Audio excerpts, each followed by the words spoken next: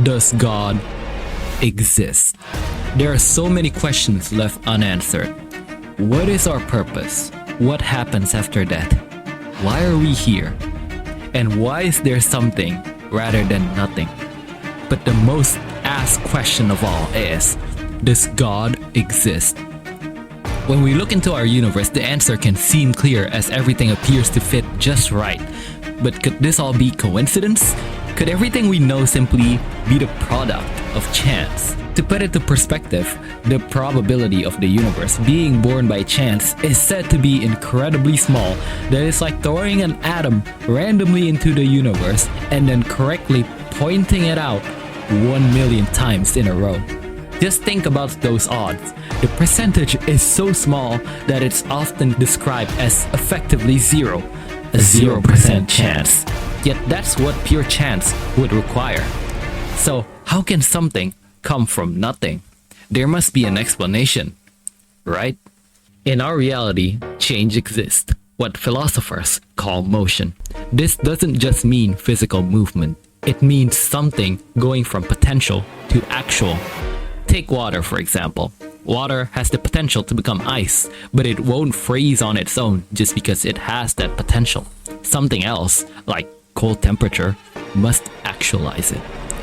Here's the key idea. If water were already ice, it wouldn't have the potential to become ice. It would just be ice. It can't be both at once. This applies to everything.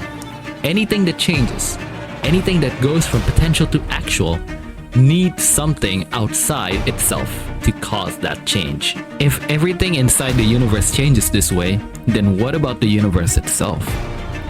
The universe isn't static. It expands, cools, forms stars, creates atoms, and evolves constantly. That means it too is undergoing change. It has potentials that become actualized.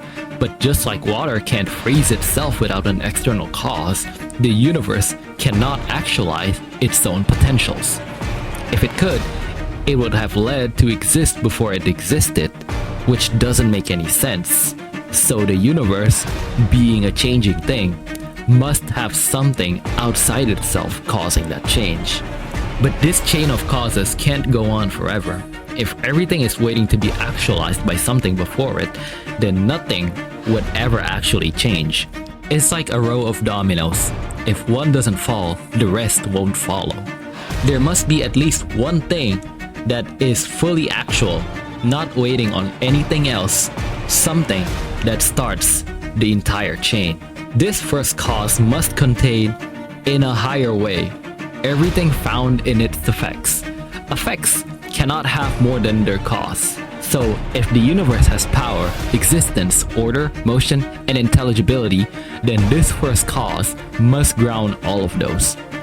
Some might say these properties simply emerge later from complexity, but emergence still requires potential and the conditions for it to happen.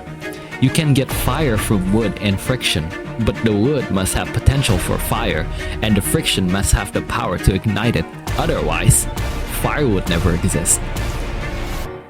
So this first cause must contain the grounding for all possible emergence.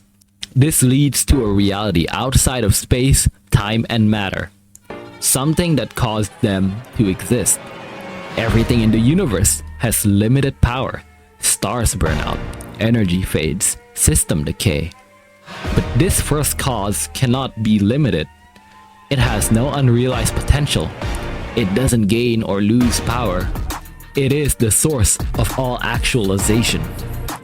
That means its power is not just one power among others, but the foundation of all power. The universe also contains logic, mathematics, structure, and minds capable of understanding. These cannot come from something fundamentally unintelligible or chaotic. So this first cause must also ground truth, logic, and knowledge itself. It doesn't learn, because learning is a movement from potential to actual. Instead, its knowledge must be complete and fully actual. Now consider evil. Evil is not a thing itself. It is the absence of good. Blindness is the absence of sight. Darkness is the absence of light. Decay is the absence of order. Injustice is the absence of righteousness. But this first cause, being pure actuality, has no lack, no deficiency. Therefore, it is maximally good.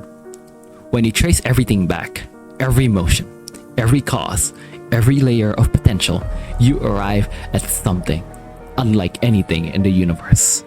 A reality that does not change because it is the source of change. A reality that does not learn because it is the ground of knowledge. A reality not located anywhere because it sustains all space. It has no weakness, no imperfection, no lack, because all imperfection comes from unrealized potential. And this reality has none. This is the first cause, pure actuality, the infinite source from which everything derives its existence. You can call this reality whatever you want, but what is being described is God.